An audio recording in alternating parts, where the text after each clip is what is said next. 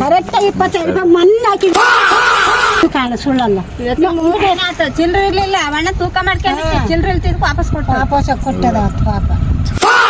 ನಮ್ದಿನಮ್ಮ ಅಷ್ಟೇ. ಇನ್ನ 25 ರೂಪಾಯಿ. ಅಯ್ಯೋ ಸ್ವಾಮಿ, ಇವ ಯಾರೇ? ಅವನು ಯಾರ್ಯಾರು ಬರ್ತಾರೋ ಮರ? 25 ತಡಿ ತಡೆ ಒಂದ್ ಸ್ವಲ್ಪ. 22 ಅಂತಾರೆ. ಇಲ್ಲಿ ಬಂದು ನಿಂತ್ಕೊಂಡು ಹೋಗೋ ಬರೋರ್ನೆಲ್ಲ ತರಲೆ ಮಾಡ್ಕೊಂಡು ಹೆಂಗ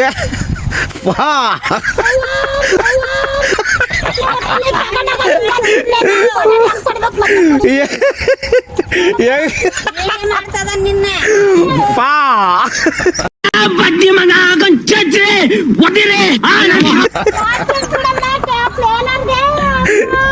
ಅಲ್ಲಾಗಲ್ಲ ಬೋಲಲ್ಲ ಕೇಳಲ್ಲ ಅವ್ರು, ಅದಕ್ಕೆ ಹೇಳ್ತಾ 20